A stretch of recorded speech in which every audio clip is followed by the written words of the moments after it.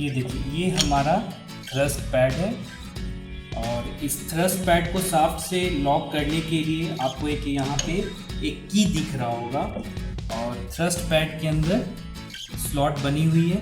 इस स्लॉट को की के अंदर डालते हैं जो कि ये फिक्स हो जाता है। उसके बाद इस लॉक नट से इसको पूरी तरह से हम टाइट कर देते हैं। ये देखिए, ये आपके इस थ्रस्ट पैड के दोनों तरफ जो है आपको ये थ्रस्ट बेरिंग मिलेगा। ये यहाँ है और ये आपको एक यहाँ दिख रहा है। अब ये पार्ट भी जो है ये लोअर हाउसिंग का ही पार्ट है। अब इस पार्ट को हम बाहर निकालेंगे।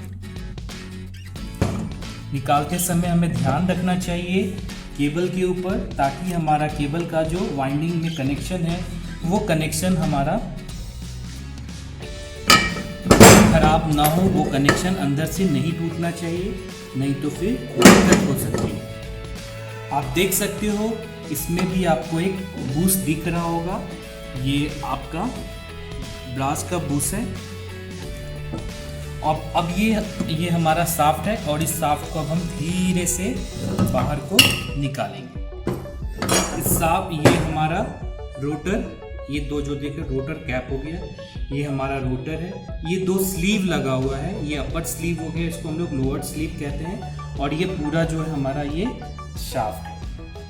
अब हम लोग इस मोटर बॉडी के बारे में जानेंगे। ये जहाँ पे वाइंडिंग की हुई है, ये इसको हम लोग स्टेटर कहते हैं।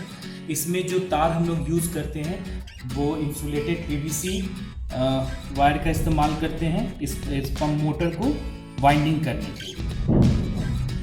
ये आप दिख रहा है आपको, ये हमारा मोटर बॉडी हो गया और ये जो है ये हमारा बेस प्लेट और ये हमारा आई हुक है। तो ये आपने ये बेस प्लेट देखा।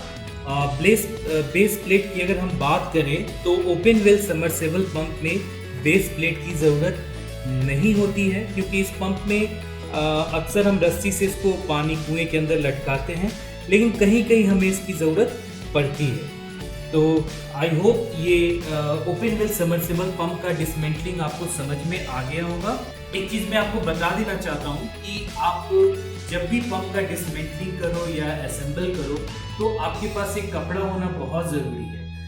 ये कपड़ा होने का वजह ये है कि आप जो है, अगर ये आपके पास कपड़ा है तो आप टाइम टू टाइम अपने हाथ को साफ कर सकते हो, ताकि जब आप टूल्स का इस्तेमाल करोगे, अगर आपके हाथ में ग्रीस लगा होगा और तो हो सकता है कि जब आप टाइट कर रहे हो तो आपके हाथ से ये फिसल सकता है, एक्सीडेंट हो सकता है। तो इसलिए हमें एक कपड़ा हमारे पास होना बहुत ज़रूरी है। और जब हम इसको असेंबल कर लेंगे, जब हम पंप को तैयार कर लेंगे, तो इस कपड़े से हमें सारे टूल्स को अच्छे से साफ कर लेना चाहिए। ये आप जरूर ऐसा ये नियम को जरूर अपने अंदर लाओ कि जब भी हम हमारा पंप को डिसमेंटल और असेंबली करने के बाद जब हम टूल्स को अपने टूल्स बॉक्स में रखने जाएंगे, उससे पहले हमें टूल्स को कपड़े से अच्छे से साफ करके ही रखना चाहिए। ओके, तो आई होप मैंने पूरी कोशिश किया है आपको एक एक पार्ट्स के बारे में बताने के लिए, इसको कैसे डिसमेंटल करते हैं, सब चीज़ आपको जानकारी मिल गई होगी। तो स्टे सेफ, कीप लर्निंग। फिर हम लोग नए वीडियो में मिलेंगे एक नए पंप के साथ। Thank you.